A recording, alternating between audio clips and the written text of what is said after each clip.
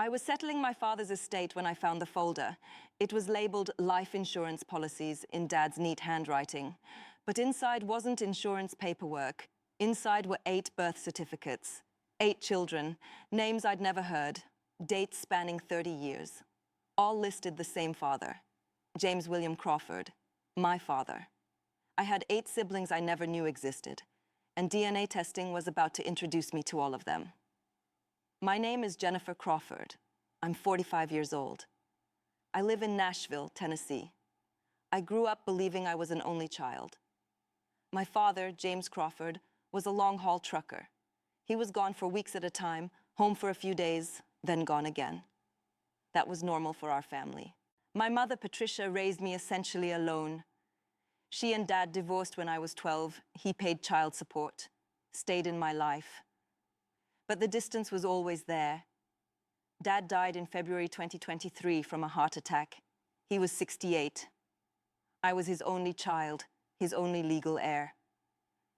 I flew to his apartment in Phoenix to settle his affairs.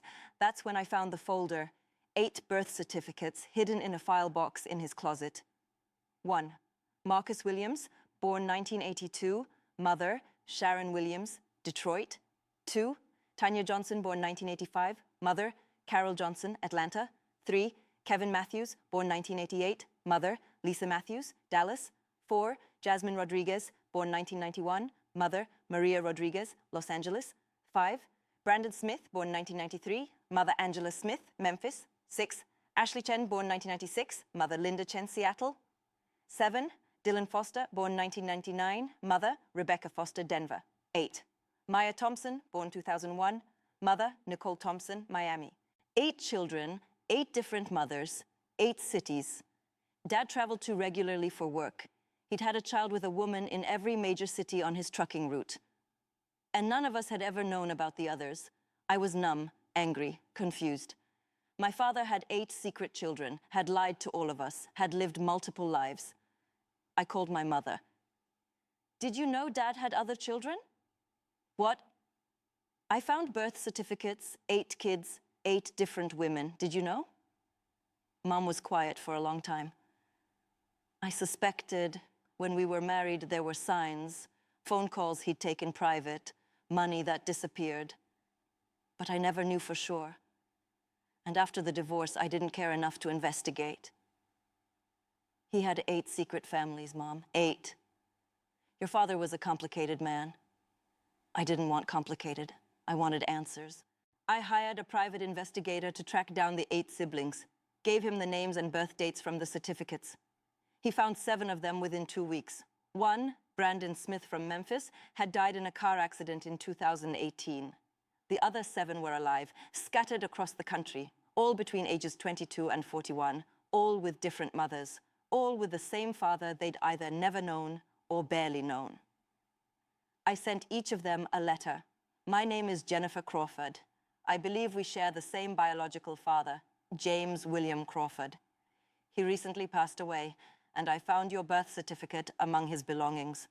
I've also taken an ancestry DNA test to confirm our relationship.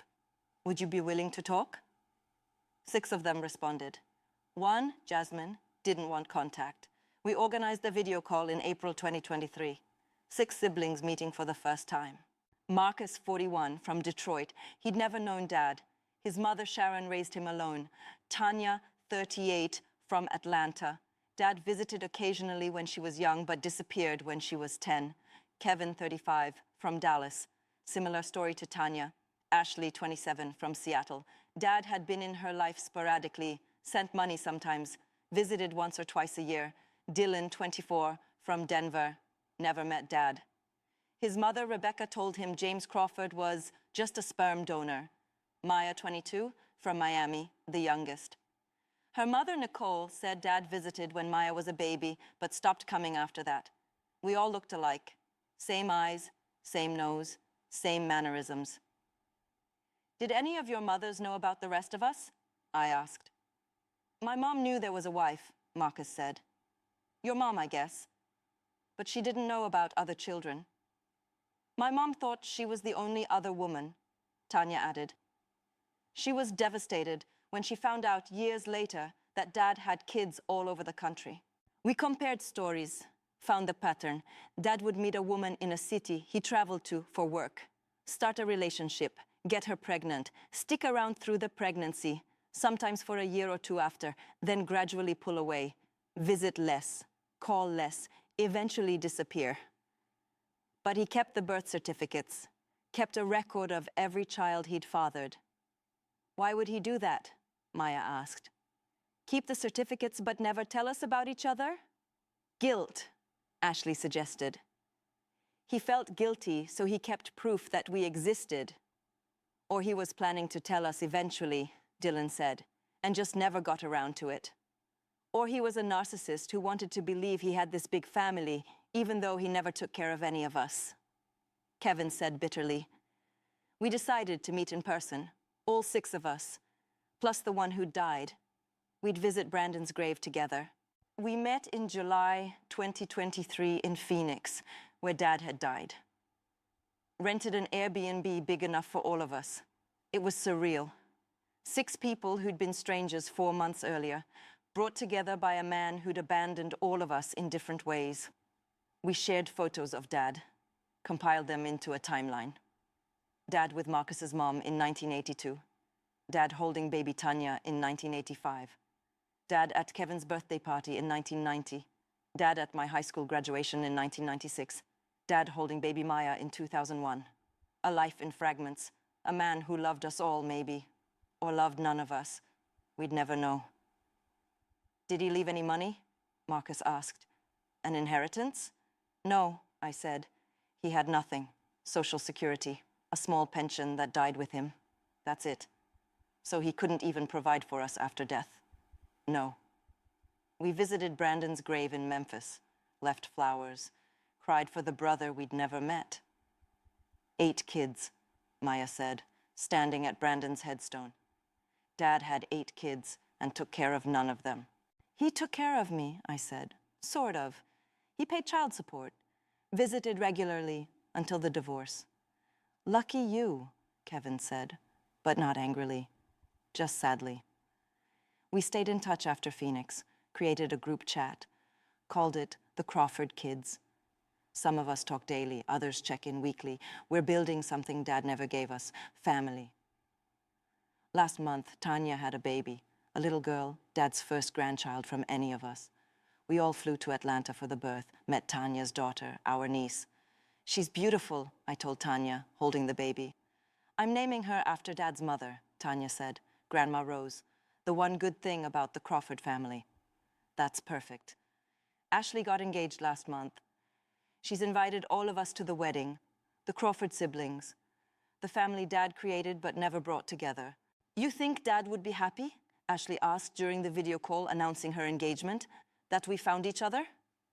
I think he'd be terrified, Marcus said. He spent his whole life keeping us apart. We found each other anyway.